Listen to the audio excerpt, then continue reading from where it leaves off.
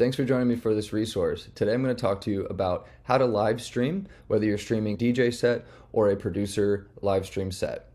The way that you'll do that, you have a few options. I'll cover most of the options that I'm aware of, and then I'll go through a few of my settings so that you can understand how it all works. Jumping right into it, let's talk about first, what are you going to be streaming? If you're going to be streaming a DJ set, you'll need a little bit different equipment than you'll need to stream a producer set.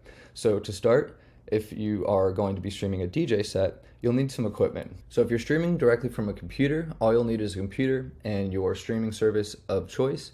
I'll cover a few different options in a moment.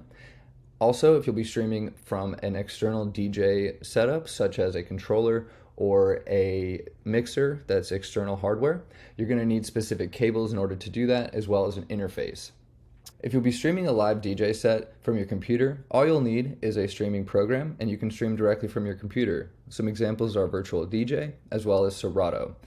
And then if you want to stream from an external DJ setup, you're going to need a couple of cables and an interface. So if you're streaming your turntables like I do from your turntables to your computer, you're going to need an interface. I use a Scarlett Focusrite, and this is going to be able to take the signal from your turntables to your computer and then out broadcast it to your stream. The way that you would connect that, and the way that I connect it, is through a 1/4-inch cable in. So you'll take this 1/4-inch right here, and then you'll put that into the turntables. And then on the other end, you can either plug it into the interface with a 1/4-inch, or you can use this device here, which is basically a 1/4-inch to TTS auxiliary. This one's called an iRig, but they make several others online. And then that way you can stream to your phone if you wanted to through the aux cable. This is also an option if you want to stream directly into your computer. I don't have an aux plug-in for my computer, so I use an interface, but whatever works for your situation, I recommend doing that. Additionally, if you want to stream anything that involves video, you're going to need a camera that can handle the workload. So for me, I'm using my internal camera for my MacBook. You can also get something like this, which is a USB microphone. You can also get something like this, which is a USB camera. It has a light on it so that you don't need to get a light, and it can also attach to the top of your screen, and like I said, it's a USB connection. So those are what you'll need in order to stream a DJ set.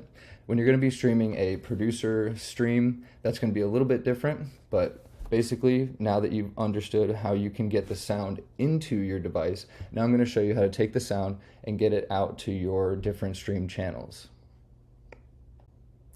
When it comes to streaming softwares, you have a few options, like I said. The first option you're seeing here is OBS. This is an open broadcasting software, and this is what I use in most cases when it comes to streaming my DJ sets or streaming and recording a producer session. So for here, I'll go over a couple of the points. I'm not going to go over how to set it up for each system. I'll just show you how I have it set up, and you can use that to help set up your system. So in OBS, you have a few different places here. One place is going to be your sources. This is where you'll set up all of your inputs for audio and inputs for your video. So you can set up your camera. You can also set up your interface as well as a video capture device. You can also do a screen capture where you'll be able to capture your DAW or whatever it is that you want to display. And this is a really great option for anybody who wants to follow along, teach, or just have a recording of themselves working in a studio session. So this is really good. You can record without actually streaming, and that's really nice, like I said, if you want to record but you don't really want to go live. But you can go live and record at the same time. For these types of softwares, you're going to end up streaming through either a stream key, which you'll get from a streaming place such as YouTube, and then you can also log in directly, like I am here.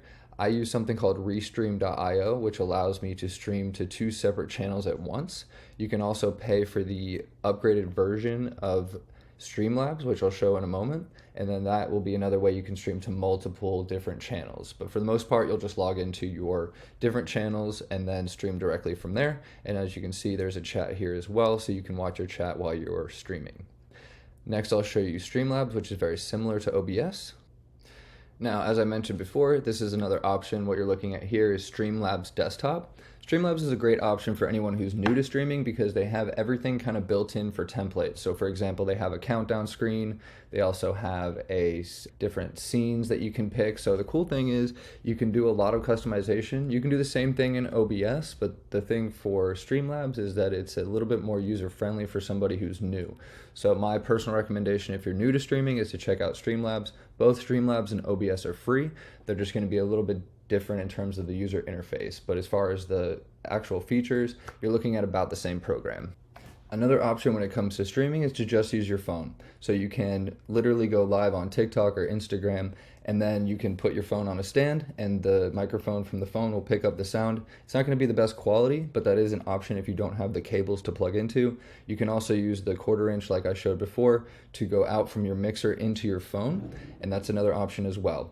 Thank you so much for joining me for this resource. I hope you learned something today. If you have any questions, feel free to shoot me a DM. I'll be happy to answer any questions you have about getting ready to live stream, and I'll look forward to talking to you soon.